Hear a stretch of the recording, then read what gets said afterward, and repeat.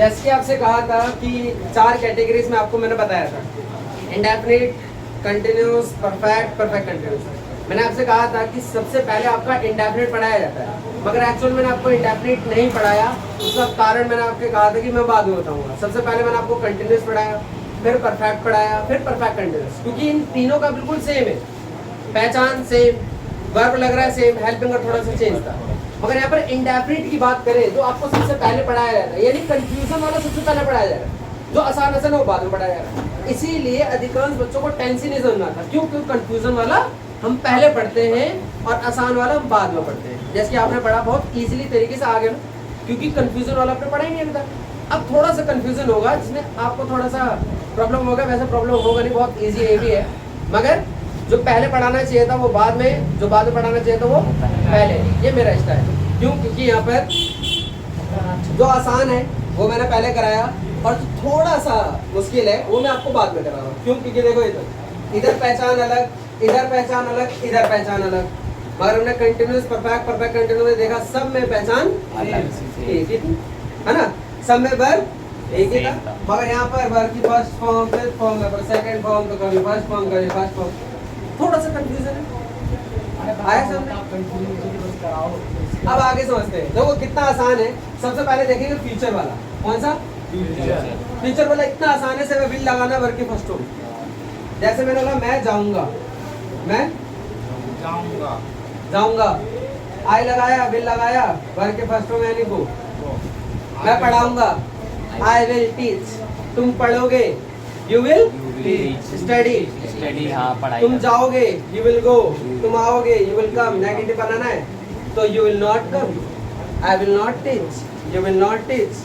Interrogative बनाना है तो बिल को बाहर फेंक दो। क्या मैं पढ़ाऊंगा? Will I teach. क्या तुम पढ़ोगे? Will you study. मैं जाऊंगा, आई विल गो, मैं नहीं जाऊंगा, आई विल नॉट गो। क्या मैं जाऊंगा, यानी अगर क्या लग जाए यहाँ पर विल बाहर आ जाएगा, बोलेंगे will I Will not I will I. हाँ बहुत बढ़िया। मतलब क्या तुम मुझसे शादी करोगी, तो विल यू मैरी मी आपने सुना होगा, टीवी में बहुत सुनने को आता है। तो ये क्या कौन सा टेंस है?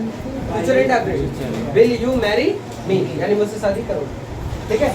अब यहाँ पर विल आई गो यानी क्या मैं जाऊंगा, क्या तुम जाओगे, विल यू गो, क्लियर। अब यहाँ पर इसका नेगेटिव बनाना है तो बोल देंगे विल आई नॉट गो, गो। क्या तुम नहीं जाओगे, क्या तुम नहीं जाओगे, तो विल आई नॉट गो। और तुम नहीं जाओगे तो will you not go, clear. यहाँ तक समझ में आया? जब भी इंटरोगेटिव की बात करते तो क्वेश्चन मार्क लगा देते, यहाँ पर फुल स्टॉप लगा देते। इतना आगे आपको, यहाँ पर आपका इंडेफिनिट फ्यूचर वाला खत्म हो गया। अब हम समझते हैं आगे, इसका समझते हैं। तो सबसे पहले समझेंगे हम प्रेजेंट इंडेफिनिट। तो प्रेजेंट इंडेफिनिट का सबसे पहले ये जितना लिखा है ये सिंपल वाला है। सिंपल का मतलब क्या होता है? जिसमें नहीं नहीं आता है, तो इसमें नहीं नहीं आएगा। जैसे मैंने बोला, और एक चीज समझ लेता हूँ इसे, जैसे मैंने लिया तो नॉर्मल सा गो ले लिया। क्या ले लिया? गो। अब यहाँ पर मैं जाता हूँ, आई गो, हम जाते वी गो, तुम जाते हो यू गो, वे जाते दे गो, राम एंड श्याम गो, यानी राम और श्याम जाते, राम एंड श्याम गो। अब यहाँ पर ही सी एनी नेम आएगा तो वर्ब की फिफ्थ फॉर्म का मतलब एस या एस। अब ये एस कब लगेगा? जब ओ आए, सी एच आए, एस एस एच या एक्स जेड है। जैसे कि मैंने लिखा है गो, तो लास्ट में आया ओ, यहाँ पर ओ के साथ क्या लगेगा? एस। अगर ईट होता, अगर ईट होता तो यहाँ पर टी आया, टी यहाँ पर है ही नहीं, तो इसलिए क्या लगेगा?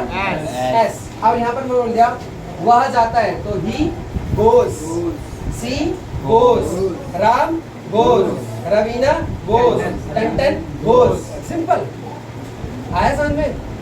आ गया ना? अब यहीं पर अब इसमें नेगेटिव बनाना है, तो नेगेटिव के लिए हम डू डज का प्रयोग करेंगे। बाकी मतलब सिंपल वाला I go, you go, we go, they go, Tantan go, goes, है ना।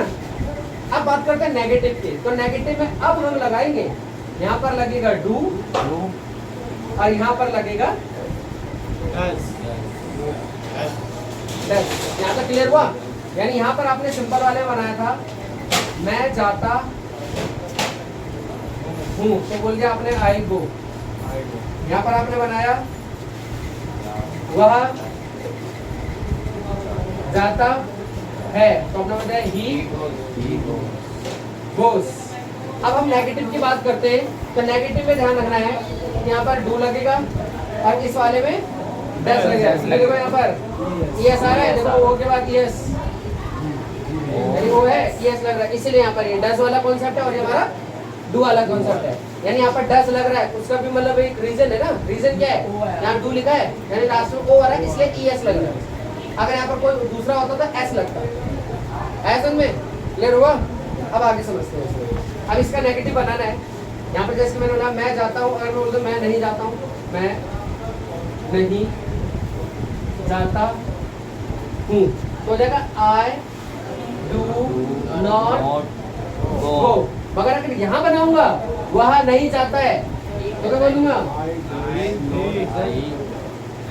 वह नहीं जाता है तो बोलेंगे he doesn't go, he does not go. इसको डजंट गो भी तो बोल सकते डजंट गो भी शॉर्ट में बोल सकते हैं या फिर आप बोल दो डज नॉट गो या फिर बोल दो डजंट गो। ऐसा मतलब आपको कंट्रैक्शन आपको सिखाऊंगा। जैसे कि आई एम होता है तो am not ain't, are not aren't, were not weren't. मगर एक्चुअल में बहुत सारे लोगों को नहीं पता होगा एम नॉट को क्या बोलते हैं, एंट तो बोलते हैं एमंट। आर नॉट को क्या बोलते हैं तो तुम बोलेंगे अरंट, मगर एक्चुअल में क्या होता है आंट। वर नॉट का वरंट, मगर एक्चुअल में वंट होता है वो शॉर्ट में अगर बात करें तो, है ना। मगर हम यहाँ पर कंट्रैक्शन आपको नहीं सिखा रहा है। यहाँ पर कंट्रैक्शन आप बोलोगे तो बाद में सिखा दूंगा, मगर आपके लिए जरूरी नहीं है। For speaking English you have to use this contraction, otherwise no, there is no need to use this thing. Okay, तो इसको समझते हैं। अब इसमें इंटेरोगेटिव की अगर बात करें तो यहाँ पर क्या लग जाएगा। अब यहाँ पर लिखा है मैं जाता हूँ आई गो, मैं नहीं जाता हूँ आई डोंट गो। अगर मैं यहाँ पर बोल दूं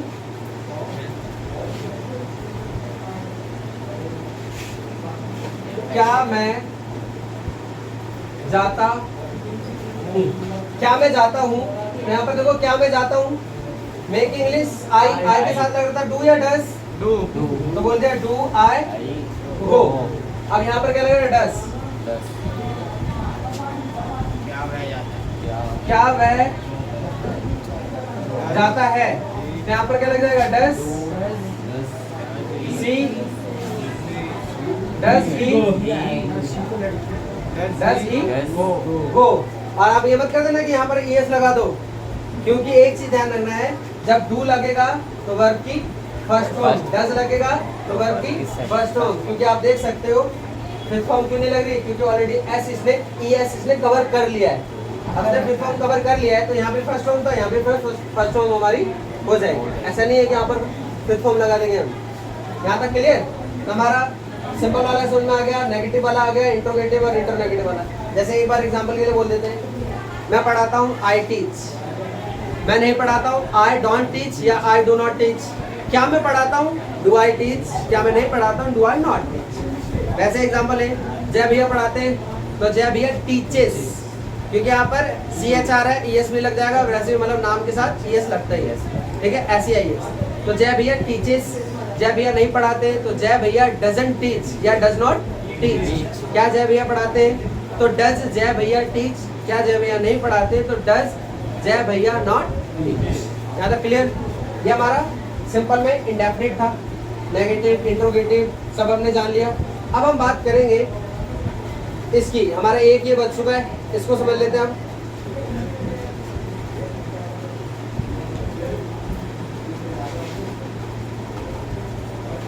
अब यहाँ पर बात करें फास्ट इंडेफिनिट की, तो फास्ट इंडेफिनिट की पहचान था ते थी था जो भी आ जाए। जैसे मैं जाता था, मैं खाता था, आता था, पीता था, रोता था, नहाता था, धोता था, है ना।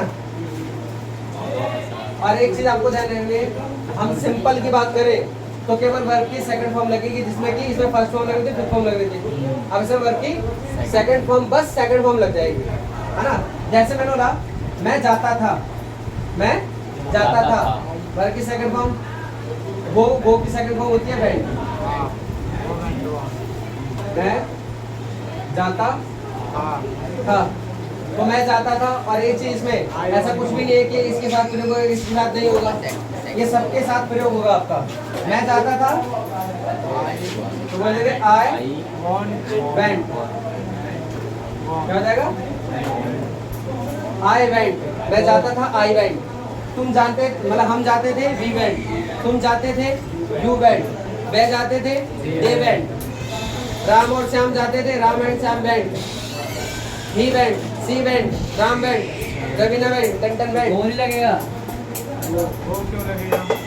सिंपल वाले में वर्ब की सेकंड फॉर्म इसमें लगेगी। किसमें लगेगी? सिंपल वाले में। अब इसमें नेगेटिव की बात करते हैं, और ये थोड़ा सा यही होता है जिसमें सेकंड फॉर्म यूज होती है, बाकी इसमें वर्ब की फर्स्ट फॉर्म ही है। अब यहाँ पर समझते हैं, मैं नहीं जाता था, मैं नहीं जाता था, तो हो जाएगा आई डिड नॉट गो लगेगा, ना कि वेंट लगेगा। तो आई डिड नॉट गो। मैं नहीं पढ़ाता था, आई डिड नॉट टीच। हम नहीं आते थे, we did not come. Clear? और इसकी दूसरी पहचान आ ए ई। मैंने पढ़ाया, तुमने पढ़ा, मैंने देखा, तुमने देखा। क्या देखा? आ ए ई आ रहा है ना यहाँ पर, तो केवल साउंड देखना है इसमें। जैसे मैंने बोला मैंने पढ़ाया, मैंने पढ़ाया, तो यहाँ पर आई टीच, टीच की सेकंड फॉर्म होती है टॉट, तो बोलेगा आई टॉट, आई टॉट। मैंने देखा, आई सा। तुमने देखा, यू सा। मैंने नहीं देखा, आई डिड नॉट सी, ना कि सा। आई डिड नॉट सी। तुमने नहीं देखा, यू डिड नॉट सी। अब यहाँ पर बोल दे क्या मैंने देखा, तो यहाँ पर डिड बाहर चला जाएगा, डिड आई सी। क्या तुमने देखा, डिड यू सी।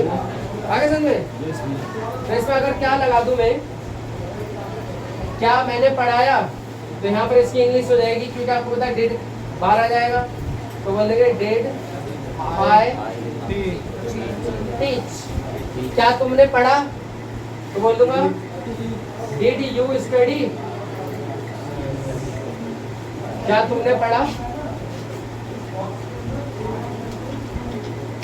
क्या तुमने पढ़ा, तो क्या हो जाएगा? Did you study. यहाँ तक आपको समझ में आ गया? और इसका नेगेटिव बनाना है तो बोल देंगे डिड यू नॉट स्टडी। यहाँ तक क्लियर? और यहाँ पर आपका पूरा का पूरा टेंस फिनिश होता हुआ, जो कि बहुत इजी वे में आपने पूरा का पूरा टेंस सीख चुके